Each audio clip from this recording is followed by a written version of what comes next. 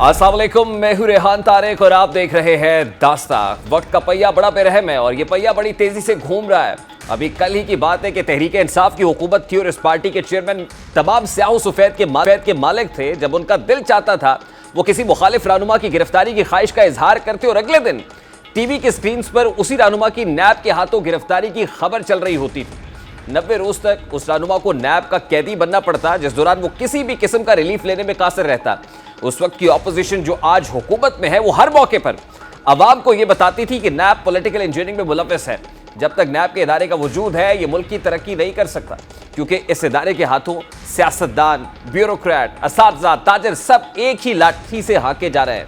9 अप्रैल 2022 को जब तहरीक इंसाफ का तख्ता उल्टा गया तो हुकूमत ने कुछ अरसे के अंदर ही सिर्फ अपने बल्कि अपने अहलो अयाल के तमाम तर केसेस चुटकियों में खत्म कराए और दोबारा से मिस्टर क्लीन बनकर सामने आए। तमाम तर केसेस जो साबिका दौर में बनाए गए उनको सियासी बताया गया और इस अज़्म का इजहार भी किया गया कि नैब कानून में ऐसी तरामीम कराई जाए जिससे वो बेबस हो जाएगा और दोबारा से पॉलिटिकल इंजीनियरिंग से कासिर होगा। लेकिन गुज़श्ता रात हुकूमत ने रात की तारीकी में जिस तरह एक सदारती ऑर्डिनेंस के जरिए से अपनी ही मंजूर किए गए नैब बिल की धज्जियां उड़ाई हैं, उसकी मिसाल नहीं मिलती। ऐसा महसूस होता है कि अपनी जान खलासी के बाद अब दोबारा से नैब को वही मुंहजोर घोड़ा बनाने पर तुले हुए हैं जो उनके सियासी मुखालिफिन को पैरों तले कुचलने की सलाहियत रखता हो। रात गए चेयरमैन सेनेट जो कायम मकाम सदर हैं, उन्होंने एक ऑर्डिनेंस जारी किया। इस ऑर्डिनेंस के जरिए नैब बिल के पैराग्राफ 6 में कुछ तब्दीलियां की गई हैं जो इंतहाई मानी खेज हैं और इस कदर काबिल फहम है कि मुल्क का अगला जो सियासी मंजरनामा है वो वाज़ेह होकर सामने आ जाता है। इन तरामीम के मुताबिक गिरफ्तार मुलजिम की 14 की बजाय 30 दिन तक जिस्मानी रिमांड पर उसको रखा जा सकेगा। ऑर्डिनेंस के तहत चेयरमैन नैब तफ्तीश में अदम ताउन पर मुलजिमान के वारंट गिरफ्तारी जारी कर सकेंगे।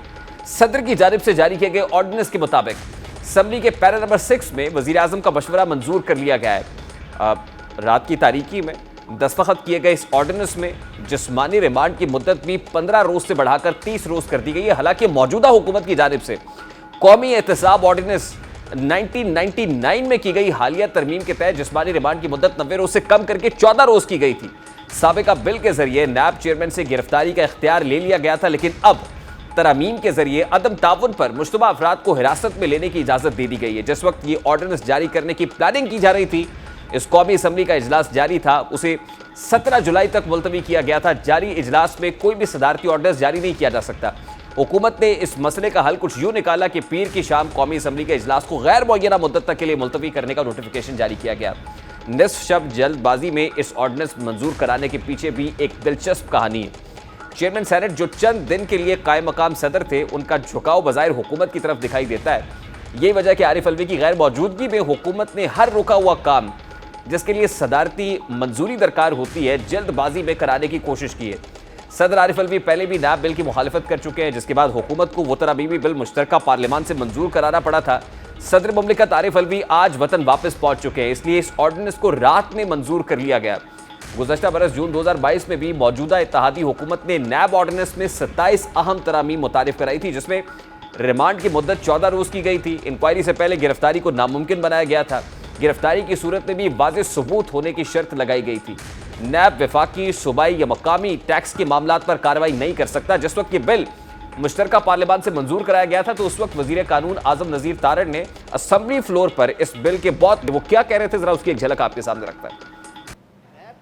के हवाले से एक एक शिक पे उन्हें सेटिस्फाई करेंगे। 3.5 साल दौरे हुकूमत में 5 मिनट में किस कानून तो पास हुए हैं, लेकिन कभी 4 घंटे 5 घंटे किसी एक कानून को नहीं दिए गए। मेरी ख्वाहिश थी बतौर वजीर कानून कि जब मैं ये बिल यहाँ पे लेके आया, काश आप उस दिन उसे क्लॉज टू क्लॉज पढ़ने देते। आपने किताबें उछाली, शोर मचाया, आपका हक था, लेकिन अभी भी उसे पढ़िएगा। ये मनोवन वो चीजें हैं जो फाइन ट्यूनिंग की गई हैं। इसमें वो मुतालबात थे जो लोगों ने किए और वो मुतालबात वो सजेशंस थे जो अदालतों ने दी, उस हवाले से इसे बेहतर किया।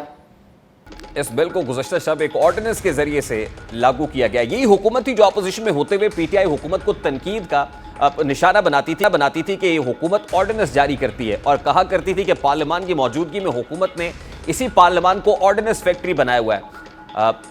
खुद मुश्किलात से निकलते ही ये सब कुछ भूल गई है और चलते इजलास को मुलतवी करके अपने ही मंजूर किए गए बिल में तरामीम के लिए सदारती ऑर्डिनेंस का सहारा लिया गया। आज से पहले ये हुकूमत नैब इदारे को सिरे से खत्म करने के दर पे थी। गुज़श्ता दिनों जो तरामीम की गई थी उनका मकसद भी यही था कि नैब को किसी हद तक बेबस कर दिया जाए, लेकिन आज खुद आसानियां पैदा करने के बाद हुकूमत अपने मुखालिफिन के लिए वो सख्तियां और जिल्लत का सामान पैदा करने पर तुली हुई है, जिस जिल्लत और रुसवाई का इनको खुद सामना करना पड़ा। नैब लॉ को ड्रैकोनियन लॉ कहा जाए। अब यह सवाल यह है कि हुकूमत को नैब बिल में तरामीम की जरूरत क्यों महसूस हुई। इसका सादा सा जवाब यह है कि चेयरमैन तहरीक इंसाफ को कानून की गिरफ्त में लाने के लिए हुकूमत के पास तोशाखाना केस और अलकादर ट्रस्ट केस की सूरत में दो मजबूत केसेस हैं। दोनों की इंक्वायरीज नैब में मौजूद हैं। आज चेयरमैन तहरीक इंसाफ को तोशाखाना केस में तो अदालत से रिलीफ मिल गया है, लेकिन अलकादर ट्रस्ट केस हुकूमत के नज़दीक ओपन एंड शट केस है और जराए बता रहे हैं कि इस हवाले से नैब भी कुछ ऐसे अफराद से तफ्तीश में मसरूफ है जो चेयरमैन तहरीक इंसाफ के खिलाफ वादा माफ गवाह बनने को तैयार हैं। ऐसे वक्त में हुकूमत का मकसद है कि वो किसी भी सहूलतकारी से बचने का इंतजाम करे, नैब के जरिए से चेयरमैन पीटीआई को गिरफ्तार किया जा सके, जिसके बाद कम से कम उन्हें एक पाबंदे सलासल करके उनके खिलाफ केस को मजीद तगड़ा बनाया जा सके। अब हुकूमत किस डगर पर है, क्या कर रही है, नैब के हाथ क्यों मजबूत किए जा रहे हैं, बात करेंगे। वज़ीर आज़म के मुआविन खुसूसी पाकिस्तान मुस्लिम लीग नून के रहनुमा राना एहसान अफजल साहब ने हमें ज्वाइन किया है। अस्सलाम वालेकुम राना साहब, बहुत बहुत शुक्रिया आपके वक्त के लिए। सबसे पहले तो बड़ा सादा सा सवाल है, गुज़श्ता शब जिस तरह से ऑर्डिनेंस जारी किया गया, नैब तरमीमी ऑर्डिनेंस के तो आप बहुत खिलाफ थे और कहा करते थे कि पार्लियामान को पीटीआई ने ऑर्डिनेंस फैक्ट्री बनाया हुआ है। तो क्या उजलत महसूस किया आपने कि गुज़श्ता शब एडजर्न किया गया इस इजलास जो 17 जुलाई तक था उसको गैर मुअय्यना मुद्दत तक के लिए मुलतवी कर दिया गया और फिर एक ऑर्डिनेंस, सदारती ऑर्डिनेंस जारी कर दिया गया? बिस्मिल्लाहिर्रहमानिर्रहीम। देखिए, ये लॉ मिनिस्ट्री ने इसका ड्राफ्ट तैयार किया हुआ था और ये जो नैब के लॉज हैं उसके अंदर जो फिजिकल रिमांड है उसको 30 दिन तक की जो है वो एक्सटेंशन देने का ये ऑर्डिनेंस था। तो ये जो नैब के अंदर केसेस हैं उसके अंदर इसको ज़रूरी समझा गया कि इसको बढ़ाया जाए ताकि नैब ज़रा बेहतर तरीके से। नैब के वो कौन से केसेस हैं जिनके पेश नज़र इस रिमांड को बढ़ाया गया सर? देखिए, ये तो अभी लॉ मिनिस्ट्री से जो है वो राब्ता अगर करें और उनसे पूछा जाए तो ये बेहतर होगा, लेकिन मैं समझता हूँ कि ऑर्डिनेंसेस जो हैं वो पहले भी इस्तेमाल होते रहे हैं, ये तरीक़ाकार, ये तर्ज इस्तेमाल होता रहा है और अगर अभी भी हो गया है और उस मिकदार में नहीं हो रहा, लेकिन आप इस तर्ज़ अमल को जस्टिफाई कर रहे हैं? नहीं, मैं इसको जस्टिफाई नहीं कर रहा, लेकिन ये एक हिस्सा है, एक कानूनी तरीका है कि आपने अगर जो है कोई अमेंडमेंट करनी है लॉ में। और बड़ा अनयूजुअल तरीका है सर कि पार्लियामान का ऑनगोइंग सेशन है, 17 जुलाई तक एडजर्न हुआ था, जब असेंबली सिटिंग चल रही हो तो उसको गैर मुअय्यना मुद्दत तक के लिए मुलतवी सिर्फ इसलिए किया जाए कि ऑर्डिनेंस जारी करना है। तो इसका मतलब है कुछ तो है जिसकी पर्दादारी है। ये देखिए, पर्दादारी की कोई बात नहीं है। जो वाक़यात हुए हैं इस मुल्क के अंदर, हम समझते हैं कि उसके अंदर अदालतें जिस तर्ज के ऊपर काम कर रही हैं, उसके साथ साथ अदारों को मजबूत करने की ज़रूरत है कि वो अपनी जो इन्वेस्टिगेशन है वो एक बेहतर तरीके से कर सकें। तो ये उसको जो है स्ट्रेंथन करेगा कि नैब जो है अपनी जो इन्वेस्टिगेशन है उसको एक बेहतर तरीके से। माजरत के साथ, नैब तो काला कानून नहीं था, ये तो ड्रैकोनियन लॉ नहीं था, नैब तो ख़त्म नहीं हो जाना चाहिए था आपके नज़दीक। आज फिर नैब के इदारे को मजबूत करने की बात आप कर रहे हैं। देखें, ये जो फिजिकल रिमांड है ये किसी वक्त नैब के अंदर 90 दिन की इसकी इजाज़त होती थी और इसका भरपूर इस्तेमाल जो है वो पिछली हुकूमत ने किया। अभी 15 दिन का ये कानून था कि हमने जो अमेंड के फिजिकल अगर 30 दिन की हो, ये समझा गया होगा कि इसके अंदर बेहतर इन्वेस्टिगेशन की जा सकती है। लेकिन मैं तो एग्री करूंगा, आप सही कह रहे हैं कि नैब को हमने जो उसमें अमेंडमेंट्स हम जो लेके आए उससे नैब की ट्रांसपेरेंसी में बेहतरी आई थी। तो ये क्या वजह है कि 15 से 30 दिन इसको किया गया, ये मेरे ख्याल से जो लॉ मिनिस्ट्री है उससे अगर सवाल किया जाए तो वो बेहतर इसके ऊपर। क्योंकि देखिए ना, लॉ मिनिस्टर ने उस वक्त जब 26 मई 2022 को ये अमेंडेड लॉ असेंबली से पास हुआ था तो उसमें ये कहा था कि ये तो दहशतगर्दी के मुलज़िमान के लिए भी इतना रिमांड नहीं होता जितना नैब के लॉ के अंदर था, और उसको कम करके हमने 14 रोज़ पे ले आए हैं और 14 रोज़ जस्टिफाइड है। उसको सेलिब्रेट भी किया गया था कि अमेंडमेंट होगी और फिर इसके खिलाफ चेयरमैन तहरीक इंसाफ को सुप्रीम कोर्ट ऑफ पाकिस्तान का रुख करना पड़ा था। तो आज at this point in time ये पर्सन स्पेसिफिक तो नहीं है कि किसी खास आदमी का केस लगा हुआ है। दो इंपॉर्टेंट केसेस है, तोशा खाना भी और अलकादर ट्रस्ट केस भी, तो पर्सन स्पेसिफिक लेजिस्लेशन हो रही है। लेजिस्लेशन क्या ऑर्डिनेंस जारी हो रहा है? ये तो जो भी ये ऑर्डिनेंस है ये तो सब पे लागू होगी और जितने भी केसेस हैं उनके ऊपर ये अप्लाई करेगी कि 30 डे फिजिकल रिमांड हो सकता है। लेकिन ये अगर नेशनल असेंबली के थ्रू होता तो बेहतर होता, क्या जी। वजह थी, क्या उजरत थी कि ये ऑर्डिनेंस के जरिए किया गया, ये आपको जो लॉ मिनिस्ट्री है वो बेहतर जवाब देगी। पार्टी लेवल पे या गवर्नमेंट लेवल पे ये अभी डिस्कस नहीं हुआ कि इसकी क्या जो है वो जरूरत पड़ी। ठीक है, ये मेरा ख्याल है कि बड़ी जस्टिफाइड है, बिल्कुल ठीक बात है। ये इसके ऑर्डिनेंस क्यों जारी करना पड़ा, ये बिल्कुल तवज्जो तलब भी है, सवाल तलब भी है, हल तलब भी है। मम्मा हल नहीं हो रहा कि क्या मसला है। दूसरी इंपॉर्टेंट चीज़ ये है, लॉ मिनिस्ट्री की जहाँ तक बात है, लॉ मिनिस्टर ने यह कहा कि जिस वक्त सेनेट से तरमीम मंजूर हुई कि 62-63 के अंदर जो डिसक्वालिफिकेशन है वो लाइफ टाइम डिसक्वालिफिकेशन नहीं होगी 62(1)(f) के तहत, बल्कि 5 साल होगी। उन्होंने कहा जी इसका फ़ायदा नवाज शरीफ को या जहांगीर तरीन को नहीं होगा। कल हमें ये पता चल रहा है कि अल्टीमेट फ़ायदा तो बेनिफिशरी तो नवाज शरीफ ही होंगे, और इस तरमीम के बाद अब उनकी जो डिसक्वालिफिकेशन की मियाद है वो मुकम्मल हो चुकी है। तो इसमें भी अभाम मौजूद है, इसको भी क्लियर कर दें। नहीं, इसमें कोई अभाम नहीं है। जब वो लॉ मिनिस्टर की वो जो बात उन्होंने की कि इसका फायदा नवाज शरीफ को नहीं होगा, उसके बाद उन्होंने इसको एक्सप्लेन किया कि इसका फायदा होगा, उनको भी होगा और बाकी सारे सियासतदान जो ताहयात नाअहल हुए उन सबको होगा। तो वो क्लैरिफिकेशन तो लॉ मिनिस्टर ने तब भी दे दी थी। तो मेरे ख्याल से इसमें तो कोई अभाम नहीं है। एक अनजस्टिफाइड सजा जो कि एक प्लानिंग के तहत दी गई, और प्लान ये था कि मियां नवाज शरीफ को आपने वजारत उज़्मा से भी निकालना है, फिर आपने उनसे पार्टी सदारत भी छीननी है, और फिर आपने एक इंतकामी कार्रवाई उनसे लेनी है। तो ये अगर ये एक बेहतर लॉ बनाया जा रहा है, बना दिया गया है जिसके अंदर ताहयात नहीं होगी, तो ये तो एक काबिल सताइश बात है। तो और फिर राना जमहूरियत साहब, के लिए मियां साहब की बेहतर। वापसी में अब क्या अमर माने हैं? अब तो लाइफ टाइम डिस्क्वालिफिकेशन भी खत्म हो गई, 5 साल तो पूरे कर चुके, वो तो वापस आ जाए। मेरे ख्याल से मियां साहब की वापसी के जितने भी तलबगार हैं उनको बड़ी जल्द एक खुशखबरी जो है वो आ जाएगी। मियां साहब इंशाल्लाह जरूर वापस आ रहे हैं और इलेक्शन कैंपेन लीड करेंगे। जब वापस आएंगे बल्कि वापस आएंगे तो उनका ठिकाना क्या होगा? क्योंकि केसेस तो अपनी जगह पर बरकरार है ना जी। देखिए, वो लीगल टीम उनको हैंडल करेगी। बोगस केसेस हैं, वो केसेस जो हैं एक दो पेशियों की भी मार नहीं है। मियां साहब इंशाल्लाह ताला वापस आके अपने लीगल मैटर्स को भी देखेंगे और हमारी कैंपेन भी लीड करेंगे। ये वक्त अब बहुत करीब है, ज्यादा दूर नहीं, चंद हफ्ते रह गए। ये मिलियन डॉलर क्वेश्चन है कि चंद दिन की मेहमान रहेगी ये हुकूमत। अब ये चंद दिन गुजारने के बाद क्या असम्बली डिसॉल्व करने का, यानी 12 को मुद्दत पूरी हो रही है, 11 को असम्बली डिसॉल्व करने का इरादा रखते हैं? और क्या आपको लग रहा है कि अक्टूबर नवंबर में इंतखाबात हो जाएंगे, या फिर जो पंजाब में है उसी की एक्सटेंशन हमें विफाक में भी दिखाई देगी? देखिए, असेंबलीज तो अगस्त में जो है उसका टेन्योर एक्सपायर हो रहा है। अगर वो चंद दिन पहले अगर वो जो है वो डिसॉल्व कर दी जाती है तो ये हक तो हम रखते हैं, और फिर उस सूरत हाल में 90 दिन में इलेक्शन होगा। मैं इलेक्शन जो है अक्टूबर नवंबर में देख रहा हूँ, और कोई वजह नहीं है ना हो। बाकी ये जो फाइनल डेट है वो इलेक्शन कमीशन ने अनाउंस करनी। तो ये जो IMF के साथ स्टैंड बाय अरेंजमेंट है, या जो माशी इमरजेंसी वाली बातें थी कि ये स्टैंड बाय अरेंजमेंट क्योंकि 9 महीने का है, तो बेहतर होगा कि ये हुकूमत 9 महीने गुजार ले, और फिर अगले बरस मार्च से पहले पहले तो 9 महीने मुकम्मल नहीं होते हुए नजर आ रहे हैं। देखिए, हमने तो, मैं समझता हूँ कि एक पाकिस्तान की तारीख में पहली दफ़ा जो हुकूमत एक एग्जिट पे है, जा रही है, इख्तिताम पजीर है, उसने वो सब मुश्किल फैसले कर लिए जो उसकी सियासत के लिए बड़े मुफीद नहीं थे, लेकिन रियासत और मईशत को इस्तेहकाम देने के लिए बहुत मुफीद थे। तो ये रिस्पॉन्सिबिलिटी का इजहार मेरे ख्याल से पाकिस्तान की तारीख में पहली दफ़ा हुआ है।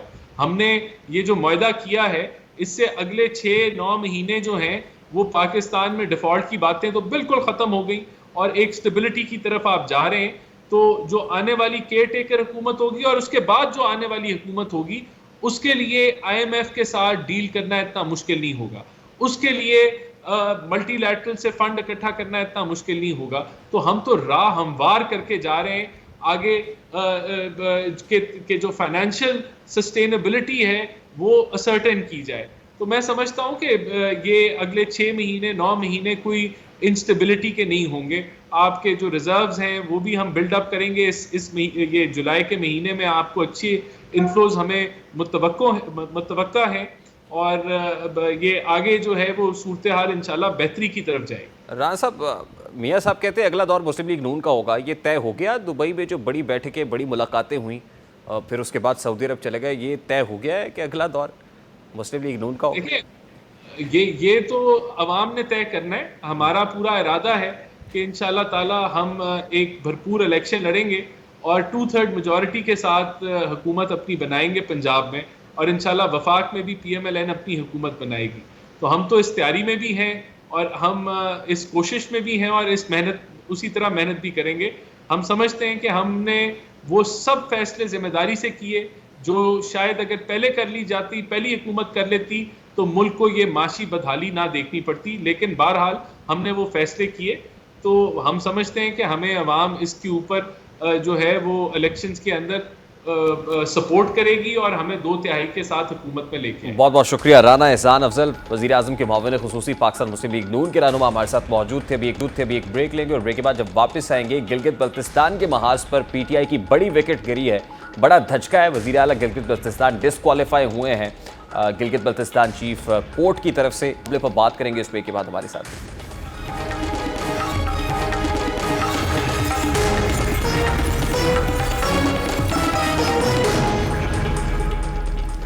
तहरीक इंसाफ के खिलाफ अदम एतमाद आने और उनकी हुकूमत के घर जाने के बाद चेयरमैन PTI ने एक के बाद एक ऐसे ब्लंडर्स किए जिनका खमियाजा आज उनको और उनकी पार्टी को पूरे मुल्क से खत्म होने की सूरत में भुगतना पड़ रहा है। पंजाब और KP असम्बलियां जिस सुहाने ख्वाबों की तकमील के लिए तोड़ी गई वो पूरे नहीं हो सके, जिसके बाद नई हुकूमत का मिशन तहरीक इंसाफ की हुकूमत का पूरे मुल्क से खात्मा था। इसके लिए पहले आज़ाद कश्मीर में एक सफबंदी की गई और वहाँ की मजबूत हुकूमत में नकब लगाकर तहरीक इंसाफ की हुकूमत को ख़त्म किया गया, जिसके बाद आज गिलगित बल्तिस्तान के वज़ीर आला की अदालत के हाथों नाअहली ने तहरीक इंसाफ की मुल्क भर में हुकूमत के खात्मे को यकीनी बना दिया है। गिलगित की अदालत ने तहरीक इंसाफ से ताल्लुक़ रखने वाले वज़ीर आला खालिद खुर्शीद को जाली डिग्री केस में नाअहल करार दे दिया है। खालिद खुर्शीद के मुकाबले में इलेक्शन लड़ने वाले पीपल्स पार्टी के अब्दुल हमीद और नून लीग के राना फरमान अली ने खालिद खुर्शीद की डिग्री को इलेक्शन कमीशन में चैलेंज किया था, जिस पर चीफ इलेक्शन कमिश्नर ने वज़ीर आला को नोटिस जारी कर दिया था। वज़ीर आला गिलगित बल्तिस्तान ने इलेक्शन कमीशन के नोटिस को अदालत में चैलेंज कर रखा था, जिस पर चीफ कोर्ट के चीफ जस्टिस ने 3 जजेस पर मुश्तमिल लार्जर बेंच तश्कील दिया, जिसने केस की रोजाना की बुनियाद पर समाअत की। वज़ीर आला गिलगित बल्तिस्तान की डिग्री लंदन की थी और उन्हें GB बार काउंसिल ने वकालत का लाइसेंस भी जारी कर रखा था, लेकिन लंदन की यूनिवर्सिटी की जानिब से डिग्री की तस्दीक नहीं की गई।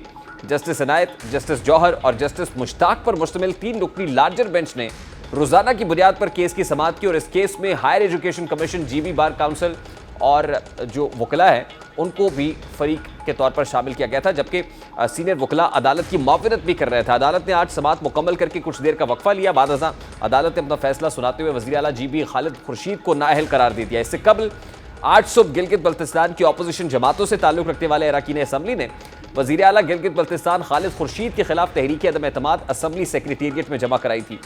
गिलगित बल्तिस्तान असम्बली के सेक्रेटरी अब्दुल रज़ाक ने अदम एतमाद जमा होने की तस्दीक करते हुए कहा कि तहरीक अदम एतमाद पर 9 अरकान असम्बली के दस्तखत मौजूद हैं। इस पर मजीद कानूनी कार्रवाई आगे बढ़ाई जा रही है। अदालत से नाअहली का सामना करने वाले वज़ीर आला खालिद खुर्शीद पाकिस्तान तहरीक इंसाफ गिलगित बल्तिस्तान के सूबाई सदर भी हैं। उनकी नाअहली तहरीक इंसाफ के लिए बहुत बड़ा झटका है, क्योंकि यही वज़ीर आला गिलगित बल्तिस्तान थे जिन्होंने सानिया 9 मई के बाद अक्सर PTI रहनुमाओं को इस्लामाबाद में एक GB हाउस में पनाह दे रखी थी। इसी वजह से उन्हें कुछ घंटों के लिए हाउस अरेस्ट भी किया गया। खालिद खुर्शीद का शुमार चेयरमैन PTI के करीब तरीन साथियों में भी होता है।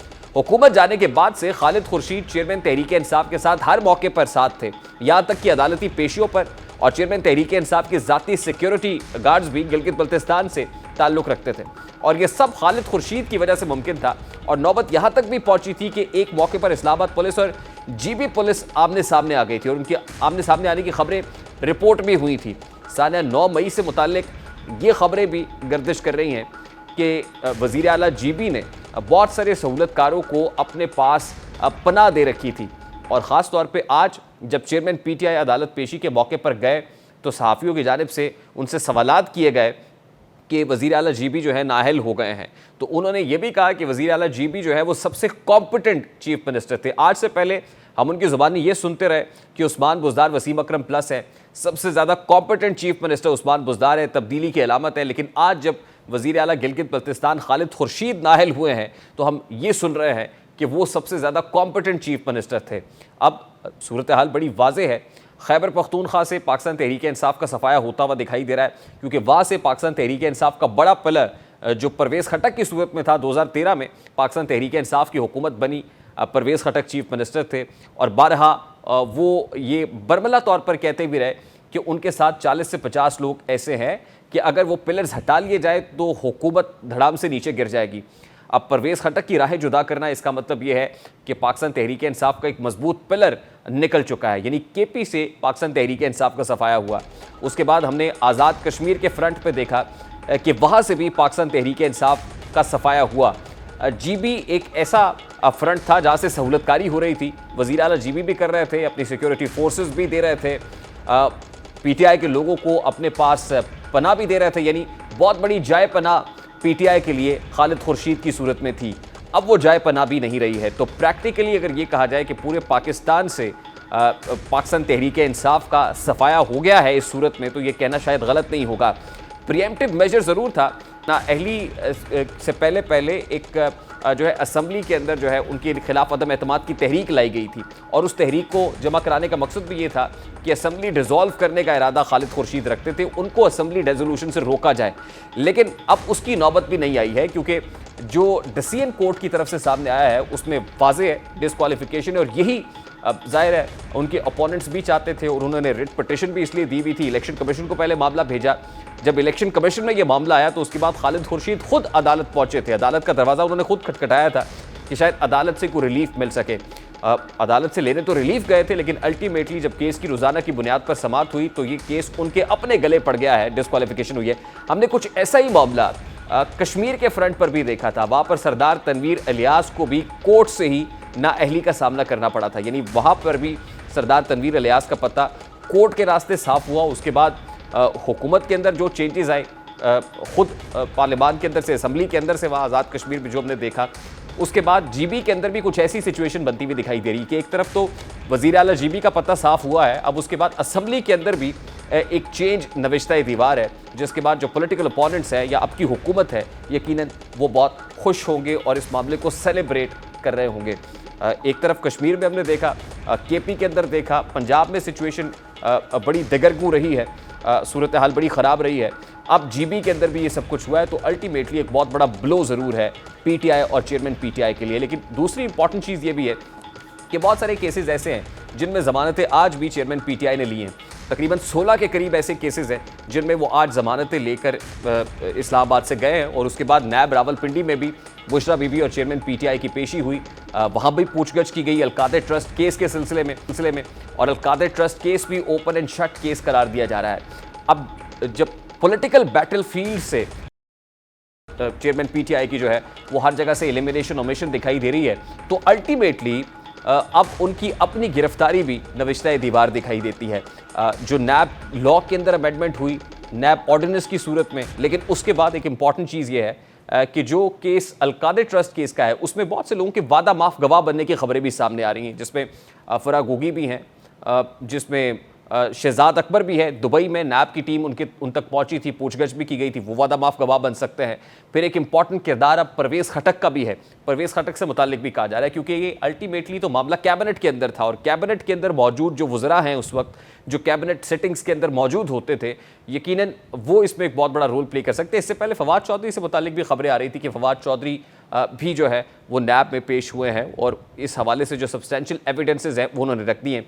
फैसल वोडा से मुतालिक भी जो उनका स्टेटमेंट है वो भी सामने आया, और फिर नैब में जो उनका जो रिटन स्टेटमेंट है उस हवाले से भी खबरें सामने आ रही हैं। तो बहुत सारी ऐसी एविडेंसेस मौजूद हैं जिसकी वजह से हुकूमत कॉन्फिडेंट है या मजबूत है, पैरों के साथ कार्रवाई कर रही है कि चेयरमैन पीटीआई के खिलाफ ये ऐसा ओपन एंड शट केस है जिसको देखते हुए नैब लॉ के अंदर भी अमेंडमेंट की गई है। अभी एक ब्रेक लेंगे, ब्रेक के बाद जब वापस तो सुपीरियर जुडिशरी के अंदर कुछ तनख्वाहों में इजाफे की बात हो रही है, और तनख्वाहों में इजाफे का जो एग्जीक्यूटिव ऑर्डर है, इस हवाले से कन्फ्यूजन खासी मौजूद थी कि तनख्वाहों में कटौती की गई है या फिर इजाफा किया गया है। अब ये सोर्सेज कंफर्म कर रहे हैं कि जुडिशरी की तनख्वाहों में अलाउंसेस में इजाफा हुआ है, और एग्जीक्यूटिव ऑर्डर 2023 के जरिए से हुआ है। इस मामले को उठाएंगे इस ब्रेक के बाद, हमारे साथ रहिए।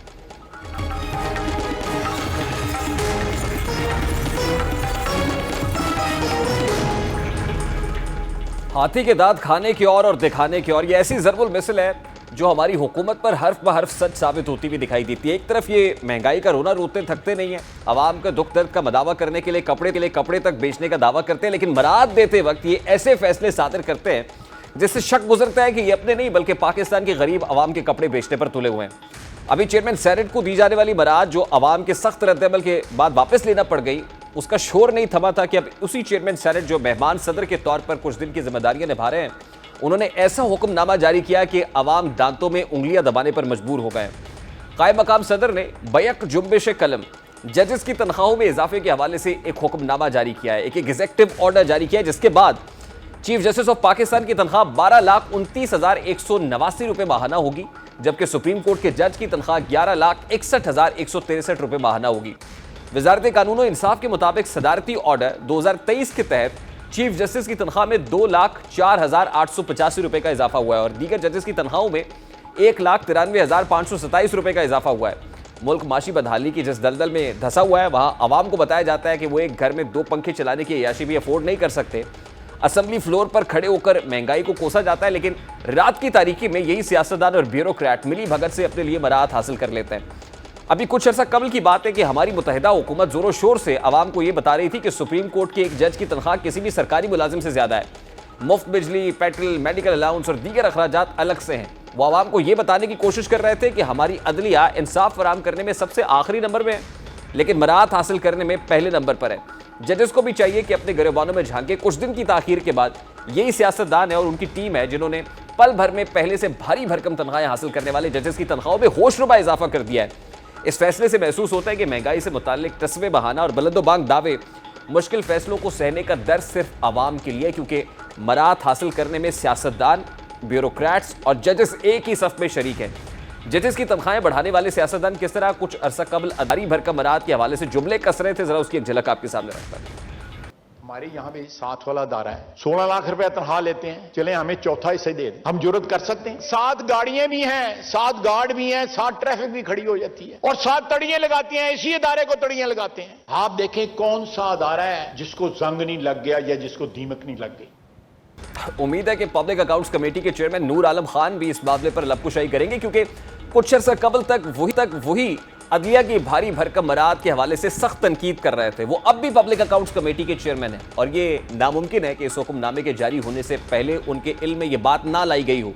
अभी कुछ रोज कबल की बात है जब नूर आलम ने पब्लिक अकाउंट्स कमेटी में बावाज़े बुलंद जजेस की मराहत के हवाले से एक डॉक्यूमेंट पढ़कर बताया था कि सदर ममलिकत की तनख्वाह 8,96,550 रुपए है, वज़ीर आज़म की तनख्वाह 2,01,574 रुपए है, वफाकी वजीर की तनख्वाह 3,38,125 रुपए है, मेंबर कौमी असम्बली की तनख्वाह 1,88,000 रुपए है, जबकि चीफ जस्टिस ऑफ पाकिस्तान की तनख्वाह 15,27,399 रुपए है। चेयरमैन पब्लिक अकाउंट्स कमेटी ने बताया था कि सुप्रीम कोर्ट के जज की तनख्वाह 14,70,711 रुपए है, जबकि ग्रेड 22 के वफाकी अफसर की तनख्वाह 5,91,475 रुपए। और यूं इस तरह इस्टेब्लिश किया गया था कि मुल्क में ज्यादा तनख्वाह लेता है वो चीफ जस्टिस ऑफ पाकिस्तान की जुडिशरी है, जहां पर सबसे ज्यादा तनख्वाहें दी जाती है। लेकिन आज उसी जुडिशरी जो पहले से बहुत ज्यादा तनख्वाहें ले रही, उसकी तनख्वाहों में इजाफे का एग्जीक्यूटिव ऑर्डर जारी किया गया है। तो इस हुकूमत को अपने गिरेबान में झांकने की जरूरत है। प्रोग्राम का वक्त अपने इख्तिताम को पहुंचा। आपसे मुलाकात होगी इंशाल्लाह कल। अब तक रखिए ख्याल। अल्लाह हाफिज़।